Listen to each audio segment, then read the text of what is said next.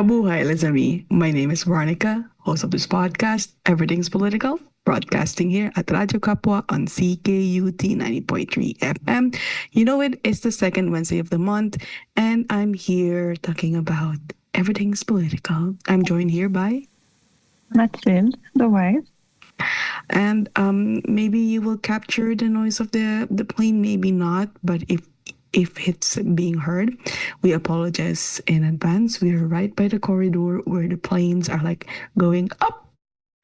And we Googled it. They're open until 1 a.m. So can you imagine that the plane is hovering on top of our heads until 1 a.m.? But anyway, we've had very interesting summer so far, love, right? We've been without really divulging to more specificity, we're a subject to a rom-com documentary, which is very funny and exciting because people were like, is your love life going to be finally in a movie? And I'm just like, I'm not sure if our love life will be in the movie, but I can kind of see, yes, you know, The spotlight is really going to be on element, which is that you're a Filipina in a relationship with a white person, and so are the other subjects of the documentary. It's about navigating issues of race and those tough conversations, especially following the pandemic and the Black Lives Matter movement reaching its peak. And so stay tuned for that. It's going to be really interesting. And we do want to organize a screening when it does come out. So that's going to be fun. Yeah, for sure.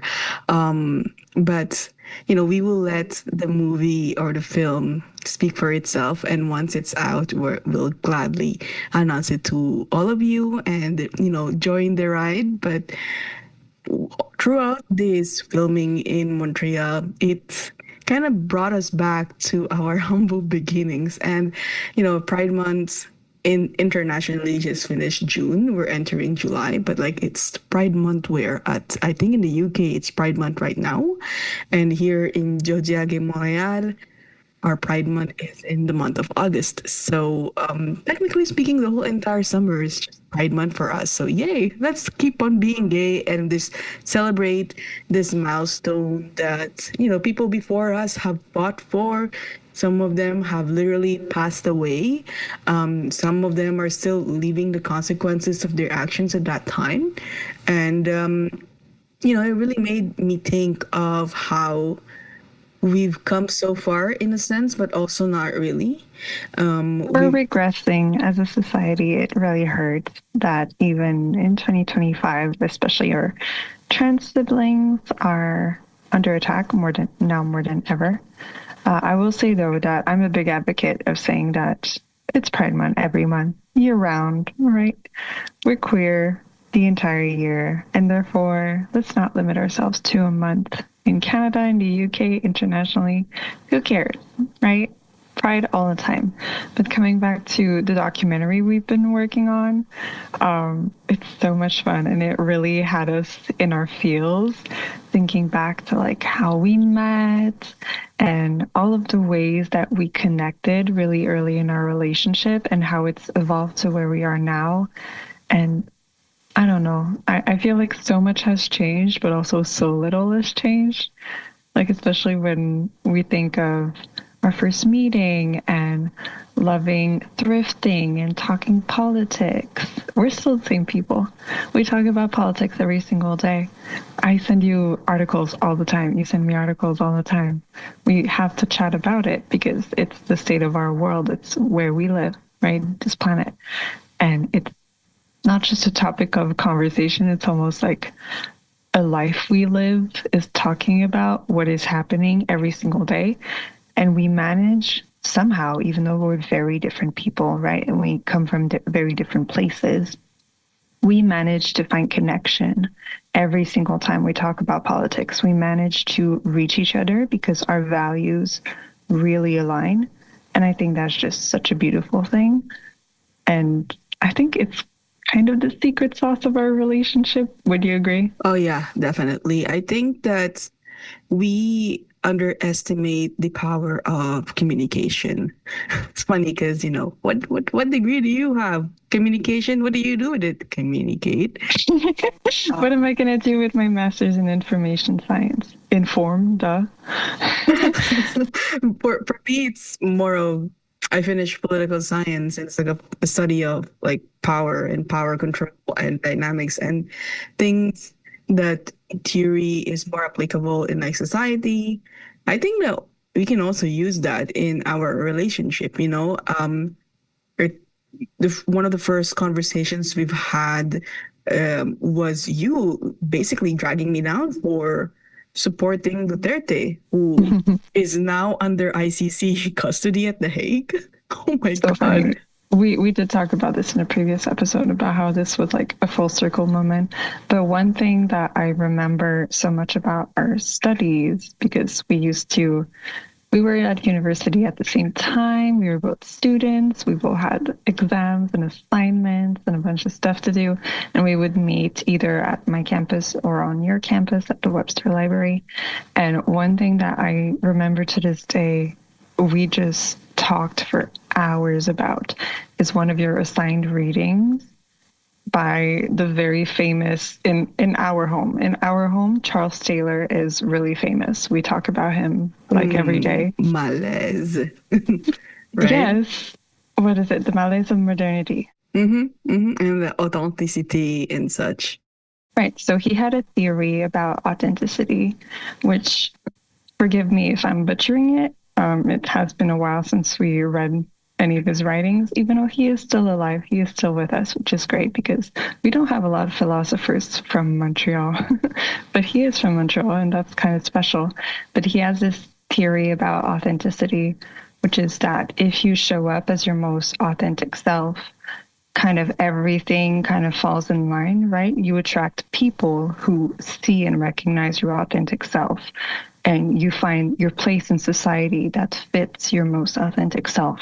And you kind of develop yourself in this kind of like melting into everything in the world in your most authentic way.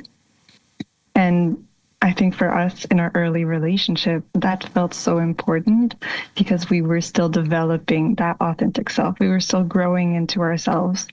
And truly, I think it meant more to us in our early 20s than it means now. Now it's almost like nostalgic when we talk about Charles Taylor because it's more about like never betray your true feelings, never betray who you truly are because your authentic self is waiting for you, right?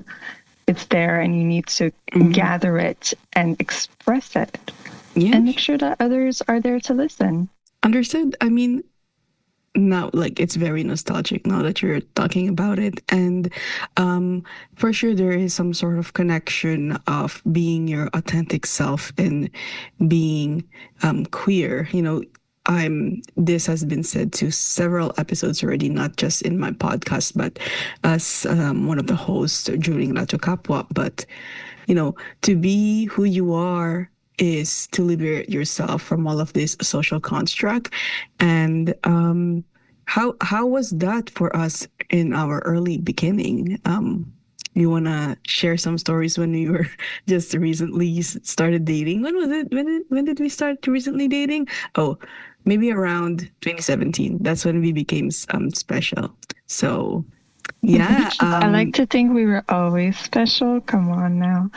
But truly, we met in 2016 and then became official in 2017. Yeah, but hold on, my love. Hold on. Before we move forward, let's just listen to our dear commercial break, keeping us sustained here at Radyo Kapwa on CKUT 90.3 FM. So, dear listeners, please stay tuned and we'll be back shortly with our lovey-dovey, gooey, cheesy romantic, like the beginning of our romance and how being our authentic self basically mold us to who we are right now in our humble beginnings. So stay tuned.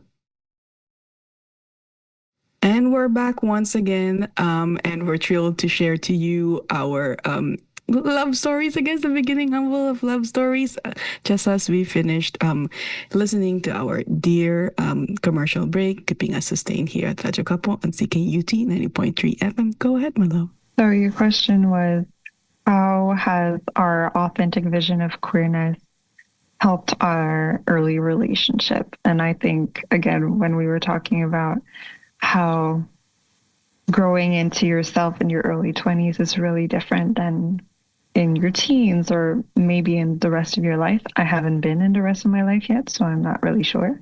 But definitely in our early 20s, as we were baby queers and just growing into ourselves and figuring stuff out, right?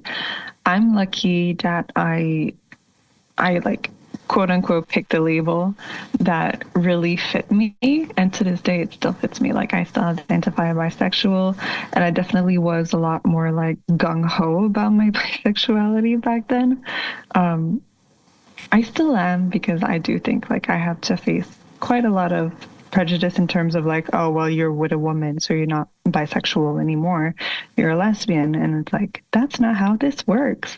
If you're straight and you're in a relationship with someone of the opposite sex, you don't lose attraction to other people all of a sudden. It's still a part of who you are. And that's my message to all of my bisexual girlies in straight passing relationships. I know the struggle. We're together.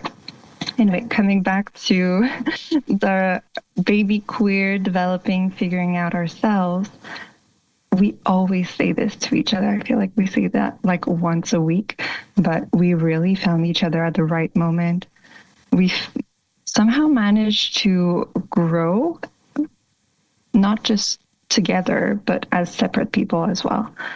And I don't know if that's the magic of meeting in your early 20s or meeting before we could necessarily have a lot of like emotional baggage with relationships. Oh my God, I've been reading a lot of sapphic novels, and they got baggage, and I don't like the term, or how would I even say this? Like the term, like what is it again? Gold star lesbian is what people would refer to me as, because I've never been in any other relationship, not even with a woman before you. And so everyone was just like looking at me. I'm like, oh my God, the purest form of lesbianism. And I, when I was younger, obviously, I think of it as like, yes, a huge compliment. But now I'm just thinking of it more of, I did not really succumb into like trying to date men when I was younger, when I was in high school, even though my peers have these crushes and like they want to go to this boy. I mean, yes, me, I also had like little crushes here and there. I find so and so cute, nice dimple, etc., etc. But I've never seen them like even beyond being romantic with them. So it's just more of like admiration, like physically, like you are a handsome person. I will say though, the gold star lesbian, that's my hot take. Like that term, gold star lesbian, first of all, it hurts me to no end. I freaking hate it. But to me, what that means, what's behind the gold star lesbian trope, is the acknowledgement that compulsory heterosexuality runs so deep that even someone who is a lesbian potentially like will not even think of being romantically or sexually attracted to male or male presenting people, will still have to somehow, I don't want to say fall victim, but will fall within the same tropes that every girl is raised to believe as like your ultimate partner will be a man, and there's nothing but behind all of that, beyond all of that, right? So the gold star lesbian, truly, it's a testament to how deeply rooted heteropatriarchy is and how it limits us so deeply. Yeah, and it just goes to show how important like having Pride Month and being who we are and seeing this representation in different types of mediums. So that's why here in in my podcast, Everything's Political, broadcasting here at Radyo Kapwa on CKUT 90.3 FM. This is an infamous plug for me. It's very important because I will never know if there are people out there who's listening to stories like mine, because growing up, I fell into this heteronormativity, right? I always just think I'm just going to marry some white dude, so that I could fulfill what my mom wants me to have, which is to, fulfill her fetishization of white people and mixed kids, right? She doesn't want a mixed kid. She wants a blonde hair, blue eyed child, which is impossible biologically. But I who's going know. to tell her that? I know, right? And I just, in my head, I'm just like, I guess just that's just where my life was headed towards, because that's what everyone was also like seeing me for. I mean, I live in Canada, so je suis quand même entourée par des blancs, right? So the possibility of me like being with like a white person is higher, even though growing up, most of my peers, there's really not a white person. I think you were one of the first one, ironically speaking. But I kind of want to bring it back to being authentic and how that is connected to your loob, right? If a lot of people, and throughout the filming in the documentary, they were asking me somewhere along the line of, I think I was saying something about me being confident, or the interviewer Joella was asking me, director as well, asking me like, it sounds like you have a lot of confidence. And I think for me, it's not so much of confidence, but more of having a lakas ng loob. So my inner self and the way that I see myself is just strong. And because I have lakas ng loob, I could be my authentic self. And I think that's what I want to impart to a lot of people that I have met.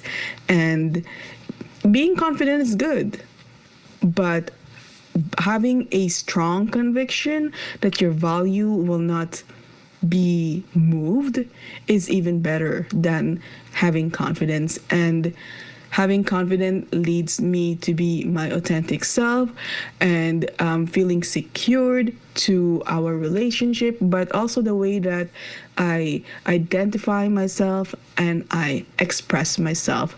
And because I have you to kind of validate my relationship and my romantic relationship, and my sexuality, it strengthens my confidence and my love. And because my love is like secured in my sexuality and my relationship with you, I get to be confident with the way I express myself. So, you spent $50 in the tie to get the zipper done to my red dress, right? And Oh, the red dress. and I was trying it on, and it looks so good. And took pictures of it in our mirror, and I compared it side by side to another photo of mine during Cultura, taken by AC, where I was more mask presenting. And yeah, I posted it on my personal Instagram and was asking people like, hey, which one do you want more, like masculine Vero or feminine Vero? Or the third choice would be, I don't know, I can't choose, right? But you know what's behind this, right? Which is that people don't get to choose. You are both. You contain multitudes. You are both. It's not either or, it's both. Yep.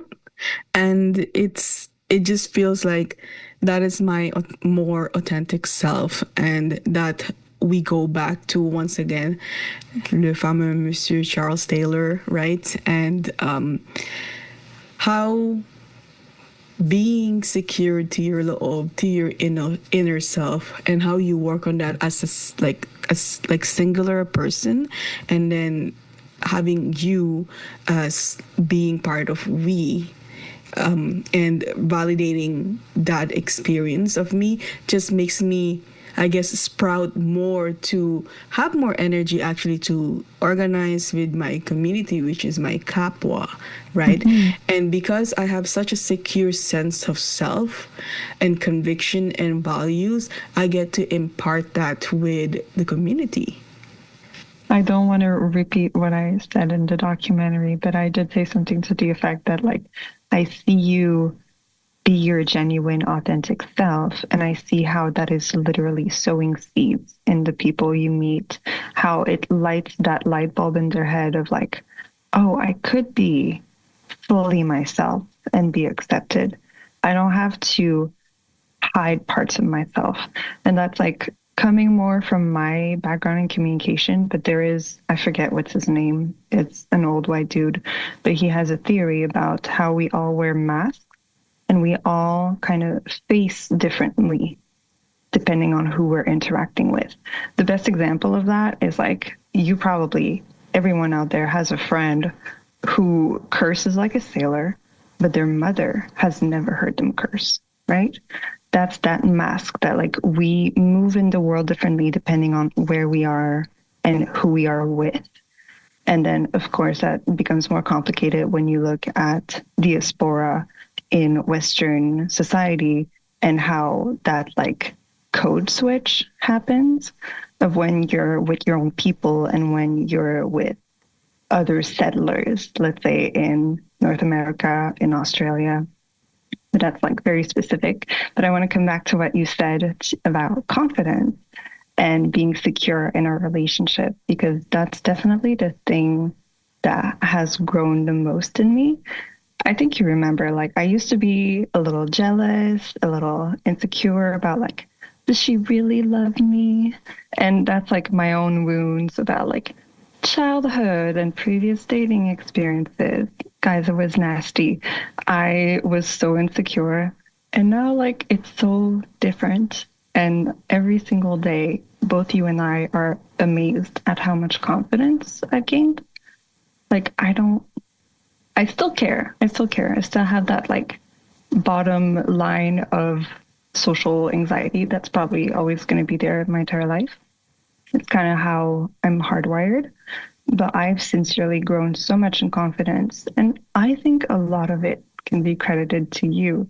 And seeing you move through the world just being like, I come as I am, take it or leave it. And I had never thought that's something I could do.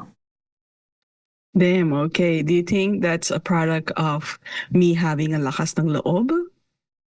I mean, it's multifaceted because I've seen the way your parents parent you as an adult, right? I haven't seen them parent you as a child, but I still see how proud they are of you.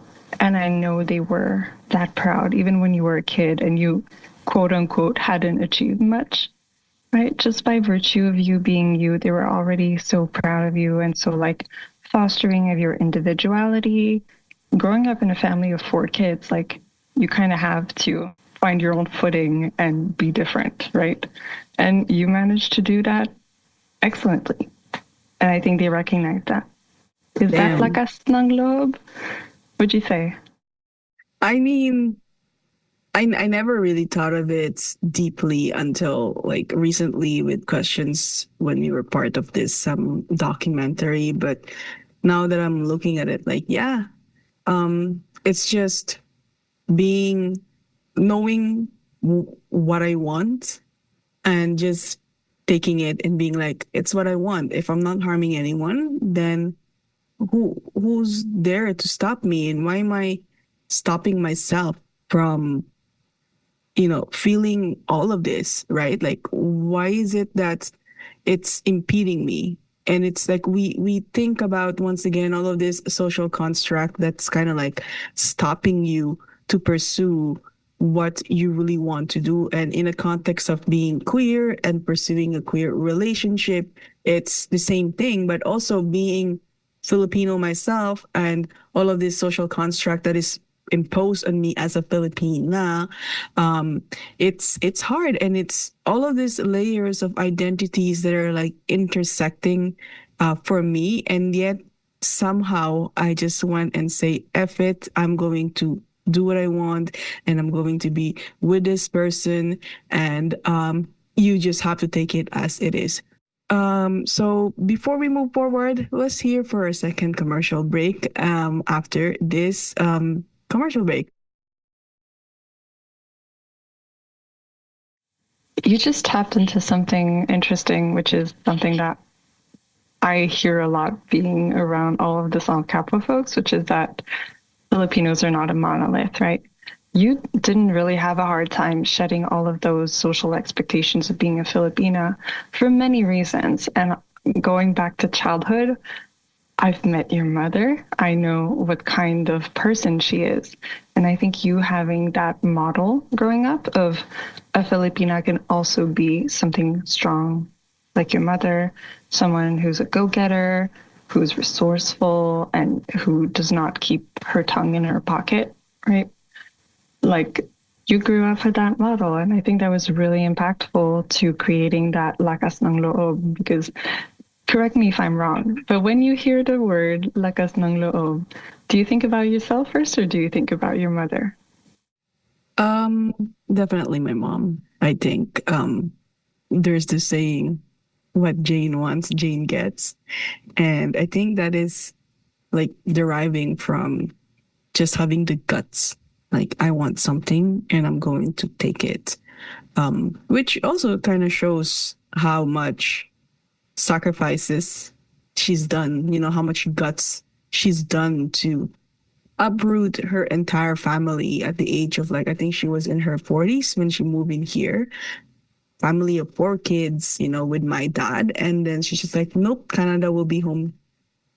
And for me, that is lakas ng loob. And I would say even like borderline, like kapit sa patilim, like being the razor's sharp edge type of thing, where it's like, it is what it is. And we just have to go pursue this thing because she has that lakas ng loob conviction that Canada will be it for us, which is, I would say yes for me, because if I didn't go to Canada, I wouldn't have met you. I like to think that we would have found each other somehow. Oh my God. Anywho, moving forward to you know, our relationship, like thinking about how things have been. It's been 6 years. A lot of people are It hasn't asking. been 6 years, it's been 8 years. We've been living together for six. Yeah, we've been living together for 6 years, but it's been about 8 years at this point. And people were like, "Oh my God, wow! Like it's been a while." And like, what are the secrets? You know? And we don't have a secret. I mean, we literally have an Instagram account, like a couple's Instagram account, and every time people are seeing us, they're just like, "Oh, what would be your advices, you know, for people who's maybe just started a relationship or wanting to have a relationship like ours?" And like people be like, "I want to have a relationship like yours." Like, what would be our advices? What do you think, love? I think the first thing is don't be afraid to have political conversations. If you're someone who does not like conflict, is not confrontational, this will be very difficult because you're scared that you'll find out you're not compatible.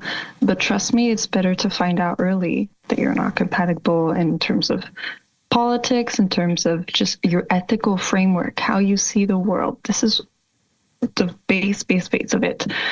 Like when we first met, I like to tell that story, but like we weren't really attracted to each other in like the goofy sense, you know, the wink wink sense. It Oh was my more God. like you thought my hair was nice.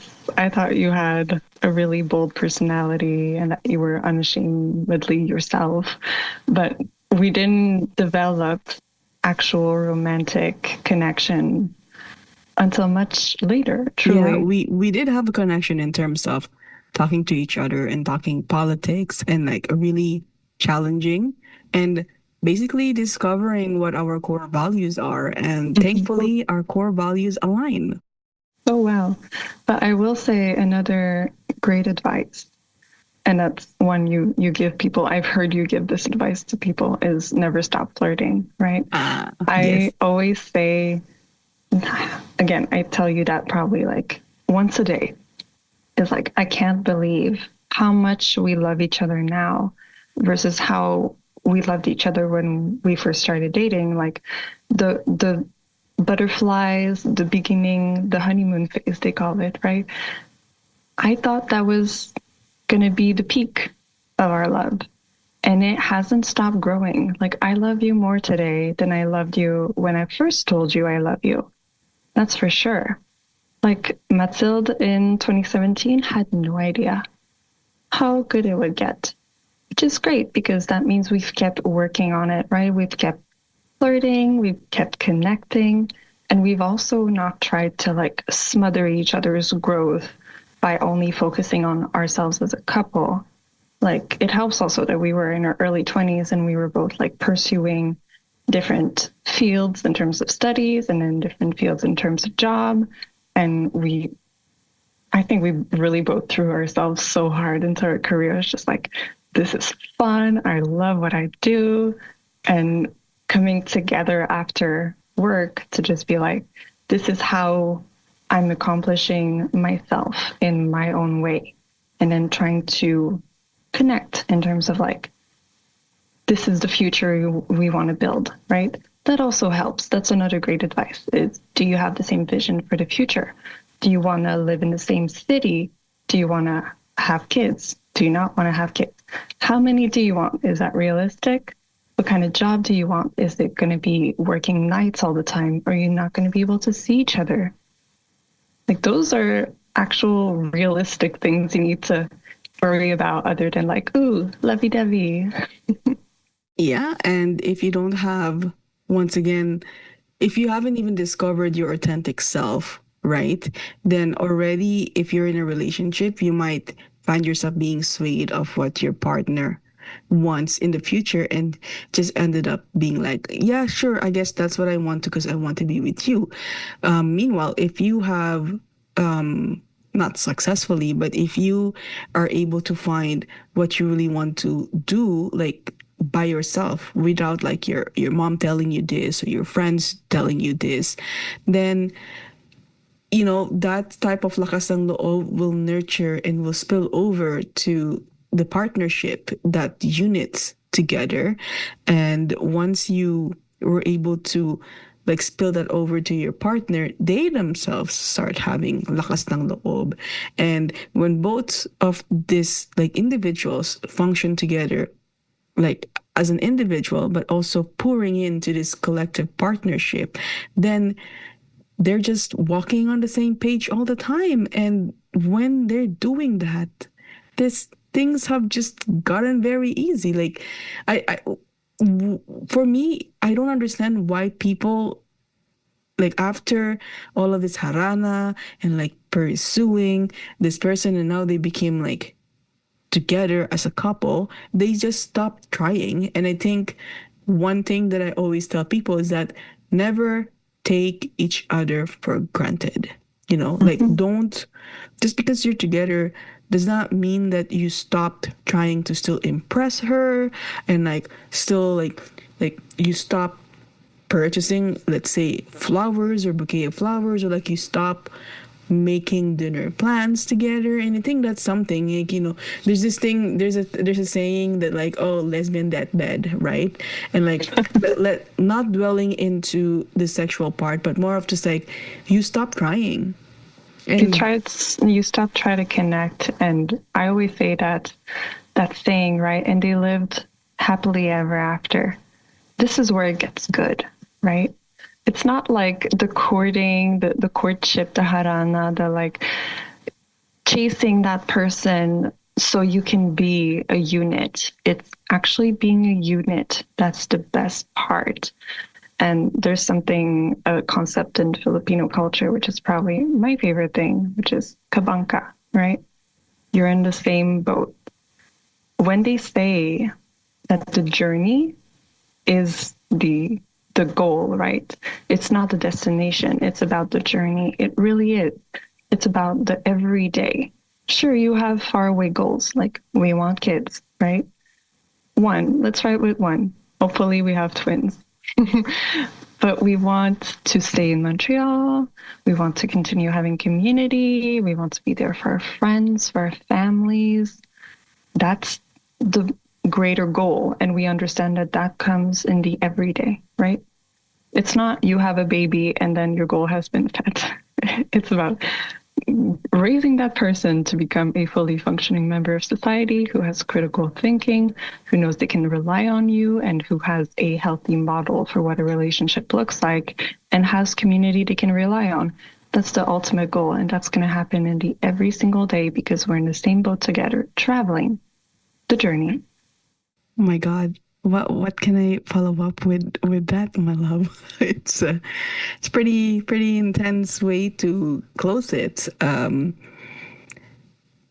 have something I wanted to say, but it's not in my mind anymore because you finish with that, being in the journey together. Any other piece of advice you'd give a new couple apart from getting a dishwasher? Oh, I mean, I think we've said this already during past recordings, and I even told this to my lawyer. But you know, sometimes there's so many ways of communicating, right? And I was I studied paralegal. I went to a paralegal school, and when it comes to contracts, before you finalize that contracts, you need to ask the other party, are you in agreement with this contract, right? So if there is a disagreement, then lay it out to me so we can talk about it and we can negotiate and we can discuss it, right? And that's what we've done. I think when we were having some sort of like disagreement, most primarily with like the kalat, the mess in our home, and we just lay it out like in a piece, like I opened Word document in a point form and I wrote what I felt like, one fax, one line, and then same thing to you. You know what? Well, you have to say that we reached that method of communication because the other methods were not working, right? We tried having conversations about it. It was just going in circles and finger pointing. That's just not productive. Mm-hmm. So trying to again, write an essay form almost of every point you want to make has to fit on this page. Make sure it does and make sure it's clear so that there's no over explaining yourself. The other person knows what you want and you understand that you're in this together, right? You're a team. It's you two against a problem, not one another against each other. Yeah. Again, because we're on the same boat and we're heading towards the same destination together, right? Maybe the wave nowadays in this specific part of this journey is not great and we're in a turmoil, but as long as we are on the same page and we're heading towards the same goal, then we know that it's a team effort, it's a unit that we're navigating these issues that we have in front of us. So I think that's a great way for us to close this episode. What do you think? Yes, I would like to add one more thing. One more thing, my love. It's that even though the world has been on fire recently, and I did tell you this, I think this morning, I feel so happy. I feel so content. We have what we need. We have each other. We have our friends, our families. And I think a lot of that comes with gratitude, right? And I am blessed in many, many aspects. My brain is made of Swiss cheese, but I am blessed in other ways. And I think all of us could use a little gratitude, of focusing on the things that do work and taking pride in the things you're accomplishing every day, even if those things are small, like sending an email. It's still a big thing. Yeah. And it all started because I have a lakas ng loob to pursue you. And you say that. I said I love you first. That is also true. But once again, as a baby queer with no representation of queer people, my first representation was Orange is the New Black, love. So I didn't have much representation, but I had a lakas ng loob to pursue who I am and my authentic self. And I pursued you, and you have provided me the space to be who I am and to explore all of my identities that I was not even able to explore in this journey together, in this bangka, in the same boat, heading towards the same destination. Thank you for choosing me. Thank you for choosing me. And there you have it for our dear listeners. It's a bit of a chaotic conversations we've had. We like to do a lot of storytelling and here and there connect it back to the initial conversations we've had. And it's really been a journey. It's been almost 3 years that we're on air here at Radyo Kapwa. It's been a gratifying moment to be part of CKUT 90.3 FM. And it's been such an honor to be able to use my story as the representation that I have been looking for as an immigrant, as a Filipina, as a queer lesbian. And I hope that our dear listeners will take something from all of these nuggets that we have imparted for this afternoon on a Wednesday. So I'll see you once again in a month or maybe in a week. Bye. Bye. Yo, my Kasamas, what's good? Salute to all my peoples across the 514. C'est Fanny Christo et vous écoutez Radio Kapwa sur 90.3 FM CKUT. Nous sommes le 9 juillet 2025 et en ce moment, je vous rapporte l'actualité aux Philippines. Avant que je commence, je voudrais vous rappeler que nos histoires sont des extraits. Mais après chaque émission, on met des liens des articles d'origine en ligne. Ok, on va commencer avec un article écrit par Herbie hier, le 8 juillet. And it goes, Spoof, Smear, Sabotage, How Disinformation Marred Cagayan de Oro's 2025 polls. Days before the May elections, people began arriving outside the home of a member of Congress. Some came alone, others brought friends, neighbors, even entire families. They all had one question, how to claim the cash aid they had been told he was giving away. Cagayan de Oro's 1st District Representative, Lorden Swan, said he made no such promise. Still, his phone buzzed constantly with messages.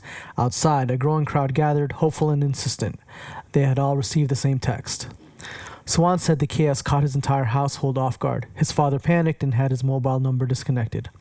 Campaign workers, who were supposed to be preparing for Election Day, were instead forced to manage a confused and disappointed crowd.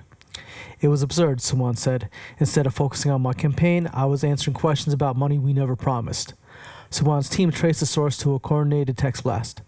The messages had spoofed not only his number, but also those of his family and staff, making it appear that he was personally behind the bogus giveaway. Cagayan de Oro's mayor Rolando U's family faced similar attacks. His son, former Vice Mayor Rainier Joaquin Kiking Uy, was running against one. On election day, text messages circulated claiming barangay leaders allied with the Oys were distributing cash for votes. Jan Aktub, the mayor's spokesman, said it was another hoax and a carefully timed mass text blast meant to undermine the Oys election bids. Aktub said the online smear campaign was uncontrollable. Fake Facebook pages mimicking that of the Oys and city government offices began appearing, followed by troll accounts posting splice videos, fabricated quotes, and outright lies.